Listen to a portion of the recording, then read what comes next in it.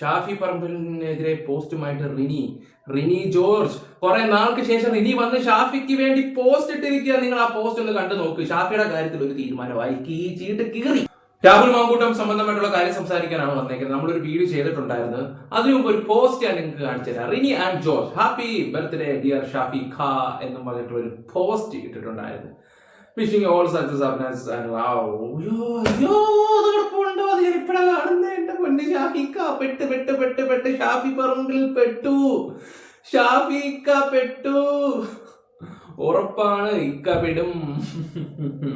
അപ്പൊ ഈ അടുത്ത സമയത്തൊന്നും ഈ പറയുന്ന റീനിയുടെ ഒരു പോസ്റ്റോ കാര്യങ്ങളോ ഒന്നും ഞാൻ കാണാൻ അറിയത്തില്ലായിരുന്നു.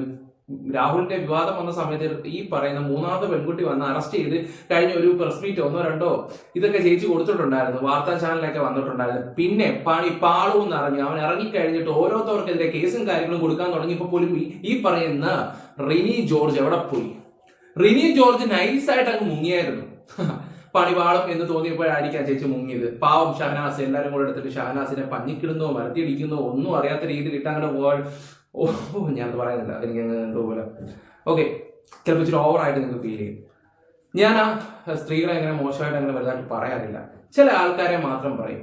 പിന്നെ എൻ്റെ വീഡിയോയ്ക്കകത്ത് സ്ത്രീകളെ ഞാൻ മോശമായിട്ട് സംസാരിക്കാറുണ്ട് എന്നൊക്കെ ചില ആൾക്കാരൊക്കെ പറയുന്നത് കേട്ടിട്ടുണ്ട്. കമന്റ് ഇട്ട് ഞാൻ എല്ലാവരും അല്ല ഉദ്ദേശിക്കുന്നത്, ചില വ്യക്തികളെ മാത്രമാണ് ഞാൻ ഉദ്ദേശിക്കുന്നത്. ഇപ്പൊ ആർക്കെങ്കിലും അതൊരു ബുദ്ധിമുട്ടായിട്ട് തോന്നിയിട്ടുണ്ടെങ്കിൽ അതിനും കൂടെ ഒരു മാപ്പായിട്ട് നിങ്ങൾ കരുതണം. അതുപോലെ തന്നെ റിനിയെ കുറിച്ച് എന്താ നിങ്ങൾക്ക് അഭിപ്രായം? ഇതെല്ലാം തുടങ്ങി വെച്ചൊരു വ്യക്തിയാണ് റിനി ആൻഡ് ജോർജ്. എന്തായാലും ഷാഫി പറമ്പിലിന്റെ കാര്യത്തിൽ ഒരു തീരുമാനമായി. ഓക്കെ, ഇനി രാഹുലിന്റെ ന്യൂസ്. നമുക്ക് ഇപ്പൊ യുവതിയുടെ സമ്മതത്തോടാണ് കുഞ്ഞുങ്ങളെയും വേണ്ടാന്ന് വെച്ചതും അതും ഇതും മറ്റേത് മറിച്ചത് എല്ലാത്തിന്റെ എത്തേണ്ട ഒരു വീഡിയോ വെച്ച് തരാം. ബലാത്സംഗ കേസുകളിലെ ആദ്യ പരാതിയിൽ രാഹുൽ മാങ്കൂട്ടത്തിൽ MLAക്ക് ഹൈക്കോടതി മുൻകൂർ ജാമ്യം അനുവദിച്ചു. തിങ്കളാഴ്ച അന്വേഷണ ഉദ്യോഗസ്ഥന് മുന്നിൽ ഹാജരാകണമെന്നും അറസ്റ്റുണ്ടായാൽ ജാമ്യത്തിൽ വിടണമെന്നും കോടതി ഉത്തരവിട്ടു.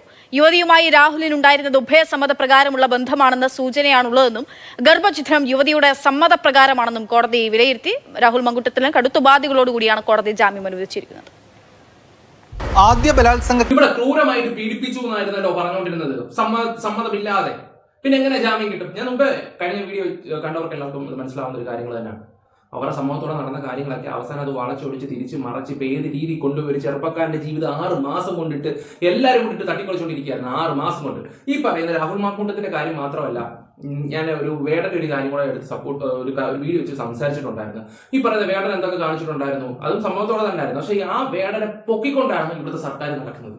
ഓക്കെ, ഇനി ഞാൻ അതിലോട്ടൊന്നും പറയുന്നില്ല. സാമാന്യ ബോധമുള്ള മനുഷ്യർക്ക് അത് മനസ്സിലാക്കാൻ പറ്റുന്ന കാര്യങ്ങളൊക്കെ തന്നെ ആയിരിക്കും. എന്തായാലും ഞാൻ ബാക്കി കൂടെ കേസിൽ രാഹുൽ മാങ്കൂട്ടത്തിൽ MLAയുടെ മുൻകൂർ ജാമ്യാപേക്ഷ നേരത്തെ തിരുവനന്തപുരം സെഷൻസ് കോടതി തള്ളിയിരുന്നു. ഇതിനെതിരെയുള്ള ഒരു അപ്പീൽ പെറ്റീഷൻ നിലയ്ക്കാണ് രാഹുൽ മാങ്കൂട്ടത്തിൽ ഹൈക്കോടതിയിൽ എത്തിയത്. വിശദമായിട്ടുള്ള വാദപ്രതിവാദത്തിനൊടുവിൽ ഹൈക്കോടതി സിംഗിൾ ബെഞ്ച് രാഹുൽ മാങ്കൂട്ടത്തിന് ഇപ്പോൾ മുൻകൂർ ജാമ്യം അനുവദിച്ചിരിക്കുകയാണ്. കർശന ഉപാധികളോടുകൂടിയാണ് ജാമ്യം. തിങ്കളാഴ്ച അന്വേഷണ ഉദ്യോഗസ്ഥന് മുന്നിൽ രാഹുൽ മാങ്കൂട്ടത്തിൽ ഹാജരാകണം. രാവിലെ 10 മുതൽ 4 മണി വരെ ചോദ്യം ചെയ്യാം. തുടർന്നുള്ള 3 ദിവസങ്ങളിലും രാഹുൽ മാങ്കൂട്ടത്തിനെ ചോദ്യം ചെയ്യാം. അറസ്റ്റ് രേഖപ്പെടുത്തിയാൽ ജാമ്യത്തിൽ വിടണം. അതോടൊപ്പം തന്നെ ഫോണും പാസ്പോർട്ടും സറണ്ടർ ചെയ്യണം. വൈദ്യപരിശോധനയ്ക്കടക്കം വിധേയമാക്കണം. കൂടാതെ സാക്ഷികളെ സ്വാധീനിക്കരുത്, ഭീഷണിപ്പെടുത്തരുത്. മാസത്തിലെ 2ാമത്തെ ശനിയാഴ്ചകളിൽ അന്വേഷണ ഉദ്യോഗസ്ഥന് മുന്നിൽ ഹാജരാകണം തുടങ്ങിയ കാര്യങ്ങളാണ് കോടതി ഇപ്പോൾ വ്യക്തമാക്കിയിരിക്കുന്നത്. അതോടൊപ്പം ഈ ഓർഡറിൽ ചില സുപ്രധാന പരാമർശങ്ങളുമുണ്ട്. അതായത് രാഹുലും യുവതിയും തമ്മിലുള്ളത് ഉഭയസമ്മതപ്രകാരമുള്ള ബന്ധമാണെന്നാണ് പ്രഥമദൃഷ്ടിയായുള്ള സൂചനയെന്ന് കോടതി വ്യക്തമാക്കുന്നു. ഇതിലൊക്കെ ഒരു അന്തിമ തീർപ്പ്, ഫൈനലൈസേഷൻ ട്രയൽ വേളയിലാണ് ഉണ്ടാകേണ്ടത്.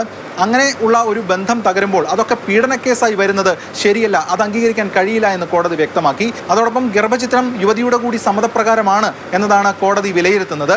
അത് വാട്സപ്പ് ചാറ്റുകളാണ് അതിനുള്ള തെളിവുകളായി കോടതി പ്രധാനമായും മുന്നോട്ട് വയ്ക്കുന്നത്. രാഹുൽ മാങ്കൂട്ടത്തിൻ്റെ സുഹൃത്താണ് ഇത്തരത്തിൽ ഈ മരുന്ന് നൽകുന്നത്. യുവതി ആവശ്യപ്പെട്ടത് പ്രകാരമാണ് ഈ മരുന്ന് എത്തിക്കുന്നത്. അതോടൊപ്പം യുവതി വോളണ്ടറി ആയിട്ടാണ് ഇത് കഴിക്കുന്നത് എന്ന കാര്യവും കൂടി കോടതി അത് സൂചിപ്പിക്കുന്നുണ്ട്. രാഹുൽ മാങ്കൂട്ടത്തിൽ ഏതെങ്കിലും തരത്തിൽ നിർബന്ധം ചെലുത്തിയോ അല്ലെങ്കിൽ സമ്മർദ്ദം ചെലുത്തിയോ എന്നടക്കമുള്ള കാര്യങ്ങളും ട്രയൽ വേളയിലാണ് വെളിപ്പെടേണ്ടത് എന്ന കാര്യവും കോടതി അതിൽ പരാമർശിക്കുന്നുണ്ട്. എന്തായാലും രാഹുലിനെ സംബന്ധിച്ചിടത്തോളം ഈ ഉത്തരവ് ഒരു ആശ്വാസകരമാണ്. എന്നാൽ അതിജീവിതയ്ക്കും പ്രോസിക്യൂഷനും ഇതിനെതിരെ അപ്പീൽ നൽകാവുന്നതാണ്. ഡിവിഷൻ ബെഞ്ചിലും സുപ്രീം കോടതിയിലടക്കം പോകാവുന്നതുമാണ്. നേരത്തെ 2ാമത്തെ ബലാത്സംഗ കേസിൽ കീഴ്ക്കോടതി രാഹുലിന് ജാമ്യം അനുവദിച്ചിരുന്നു. അത് തടയണമെന്നാവശ്യപ്പെട്ടുള്ള പ്രോസിക്യൂഷൻ്റെ അപ്പീൽ ഇപ്പോൾ പെൻഡിങ്ങിലാണ് ഹൈക്കോടതിയിൽ. അതോടൊപ്പം മൂന്നാമത്തെ ബലാത്സംഗ കേസിലാണ് രാഹുൽ മാങ്കൂട്ടത്തിൽ നേരത്തെ അറസ്റ്റിലായത്. അന്ന് ജയിലിൽ പോവുകയും അതിനുശേഷം പിന്നീട് ആ കേസിൽ ജാമ്യം കിട്ടുകയും ചെയ്തിരുന്നു. എന്തായാലും ആദ്യ കേസിൽ ജാമ്യം കിട്ടിയതോടെ 3 കേസുകളിലും ഇപ്പോൾ നിലവിൽ രാഹുൽ ജാമ്യത്തിലാണ് ഉള്ളത്. ക്യാമറമാൻ ശരത് തമ്പാട്ടുകാവിനൊപ്പം S Ragin, Mathrubhumi news, Kochi. Okay, ഇനിയിപ്പം ന്യൂസുകാർക്ക് ന്യൂസ് ഇല്ലാത്ത അവസ്ഥയിൽ വന്നുകൊണ്ടിരിക്കുകയാണല്ലോ സത്യം പറഞ്ഞത്. അപ്പൊ കുറെ ആൾക്കാർ ചോദിക്കും, യൂട്യൂബേഴ്സിനും ഈ പറയുന്ന കഞ്ഞി കുടിക്കേണ്ട കഞ്ഞി കിട്ടുമോ, അതിനുള്ള വാഹ രാഹുൽ ഉണ്ടാക്കി തരുമോ? എന്തായാലും ഞാനൊരു കാര്യം തുറന്നു പറയാം. ഒരു ചെറുപ്പക്കാരനായിട്ട് ഇമാതിരി ദ്രോഹിച്ചുകൊണ്ടിരിക്കുന്ന കഴിഞ്ഞ 6-7 മാസം കൊണ്ട് നമ്മുടെ ഈ കേരളത്തിലാണ് നടന്നുകൊണ്ടിരിക്കുന്നത്. 2-3 പെണ്ണുങ്ങൾ വന്നിട്ട് കുറെ കള്ളങ്ങളും കാര്യങ്ങളൊക്കെ വിളിച്ച് പറഞ്ഞപ്പോഴത്തേക്ക് തേ കിടക്കുന്നു. ഇതൊക്കെ മുതലാക്കിക്കൊണ്ടിരിക്കുന്ന എതിർ പാർട്ടിക്കാർ ഇത് നല്ല രീതിയിൽ മുതലാക്കുന്നുണ്ട്. ഇതൊക്കെ അതുകൊണ്ട് എല്ലാവരും കൂടെ ഒന്ന് ചിന്തിച്ചാൽ നല്ലതായിരിക്കും. പിന്നെ വേറൊരു ന്യൂസ് വന്നത് നമ്മൾ ജസ്റ്റ് ഒന്ന് വെച്ചുതരാം. രാഹുൽ മാങ്കൂട്ടത്തിന് മുൻകൂർ ജാമ്യം അനുവദിച്ച ഉത്തരവിൽ നിർണായക പരാമർശങ്ങളുമായി ഹൈക്കോടതി. ബന്ധം തകരുമ്പോൾ പീഡനക്കേസാക്കുന്നത് ശരിയല്ലെന്നും ഇത് അംഗീകരിക്കാനാവില്ലെന്നും ഹൈക്കോടതി നിരീക്ഷിച്ചു. നല്ല കാര്യം നിരീക്ഷിച്ചത്. ഇപ്പോഴെങ്കിലും എന്തായാലും നിങ്ങൾക്ക് അത് തോന്നിയല്ലോ നിരീക്ഷിക്കുന്ന കാര്യത്തിലെങ്കിലും. വിശദാംശങ്ങൾ PS വിമൽ നൽകും. വിമൽ, 1-ാം ബലാത്സംഗ കേസിലാണിപ്പോൾ മുൻകൂർ ജാമ്യം ലഭിച്ചിരിക്കുന്നത്. ജാമ്യം അനുവദിച്ചുകൊണ്ട് എന്തൊക്കെ പരാമർശങ്ങളാണ് കോടതി നടത്തിയത്? ഗുരുതരമായ പരാമർശങ്ങളാണ് കോടതിയുടെ ഭാഗത്തു നിന്നും ഉണ്ടായിട്ടുള്ളത്, അല്ലെങ്കിൽ നിർണായകമായ പരാമർശങ്ങൾ എന്ന് എടുത്തു പറയേണ്ടി വരും. അതിൽ ഏറ്റവും പ്രധാനപ്പെട്ടതായി പറയുന്നത്, ഈ ക്രൂരമായ പീഡനത്തിന് ഇരയായ ഒരാൾ വീണ്ടും അതേ വ്യക്തിയുടെ അടുത്തേക്ക് തന്നെ പോകുന്നത് അവിശ്വസനീയമെന്നാണ് കോടതി പറഞ്ഞിട്ടുള്ളത്. കാരണം രാഹുൽ മാങ്കൂട്ടത്തിന്റെ ഭാഗത്തും അതായിരുന്നു, തങ്ങൾ തമ്മിൽ ഉണ്ടായിരുന്നത് ഉഭയസമ്മത പ്രകാരമുള്ള ബന്ധമാണെന്നാണ്. എന്തായാലും ഈ വീണ്ടും അതേ വ്യക്തിയുടെ അടുത്തേക്ക് പോയത് ഉഭയസമ്മത പ്രകാരമുള്ള ബന്ധമായിരുന്നു എന്ന സൂചനയാണ് നൽകുന്നതെന്നാണ് ഉത്തരവിൽ കോടതി പറഞ്ഞിട്ടുള്ളത്.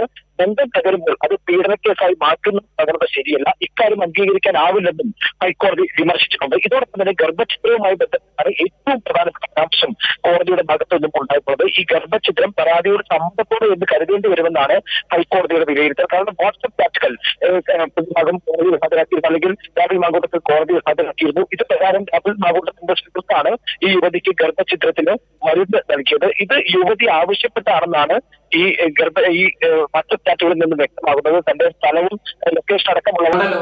അന്ന് ഈ ചാറ്റിന്റെ വിഷയങ്ങൾ എവിടൊക്കെ വരെ പോയി.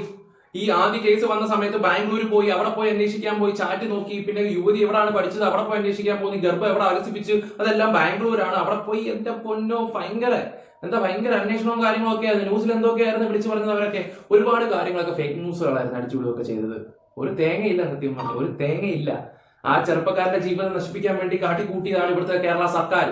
ഇവിടുത്തെ സർക്കാരാണ് ഇതിന് മൊത്തം ഇത് ചെയ്തത്. കാരണം അവരുടെ കൂട്ടത്തിലുള്ളവരെ രക്ഷിക്കാൻ വേണ്ടി ശബരിമല പോലുള്ള വിഷയങ്ങളെല്ലാം അടച്ചുകൂട്ടി. അങ്ങനെ LDF സർക്കാരിന്റെ എന്തൊക്കെ വിഷയങ്ങൾ വന്നു അതെല്ലാം തേച്ച് മായ്ച്ച് കളയുമായിരുന്നു ചെയ്ത് ഈ രാഹുലിന്റെ ഒറ്റ വിഷയം കൊണ്ട് കഴിഞ്ഞ 6 മാസം കൊണ്ട്.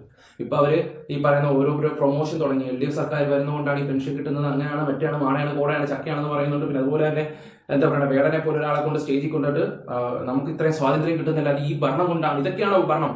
ഒരു അമ്പലപ്പറമ്പ് അടിച്ചു പൊളിക്കാൻ പറ്റുന്ന ഇതൊക്കെയാണോ വലിയ സംഭവം? അല്ല, കിട്ടേണ്ട ആനുകൂല്യങ്ങൾ കറക്റ്റായിട്ട് കിട്ടണം, അതാണ് വേണ്ടത്. അതൊക്കെ സ്വന്തം എന്താ പറയണ്ടേ, ഒരു 100% ഉണ്ടെങ്കിൽ ഒരു 95% ഇവറ്റകളങ്ങ് എടുക്കും. 5% എന്തെങ്കിലും നക്കാപ്പിച്ച് ജനങ്ങൾക്ക് കൊടുക്കും. അതുപോലും മനസ്സിലാക്കാൻ ഇവിടുത്തെ ജനങ്ങൾക്ക് അത് പറ്റുന്നില്ലെന്ന് ഓർക്കുമ്പോഴാണ് നമുക്കൊരു വിഷമവും കാര്യങ്ങളൊക്കെ. എന്തായാലും റിനി ജോർജ് ഇപ്പോൾ ഷാഫിയെ വിളിച്ചിട്ടുണ്ട്, കണ്ടറിയുന്ന എന്തൊക്കെ സംഭവിക്കാൻ പോകുന്നില്ല. എന്തായാലും രാഹുൽ മാങ്കൂട്ടത്തിന് അത്യാവശ്യം നീതിയും കാര്യങ്ങളൊക്കെ കിട്ടിക്കൊണ്ടിട്ടുണ്ട്. കേരളത്തിലെ ജനങ്ങളുടെ പ്രാർത്ഥന കൊണ്ടാണെന്ന് ഞാൻ പറയത്തുള്ളൂ. എന്നാലും നിങ്ങളുടെ അഭിപ്രായങ്ങൾ എന്തായാലും കമന്റ് ബോക്സിൽ എവിടുത്തെ. Bye, love U.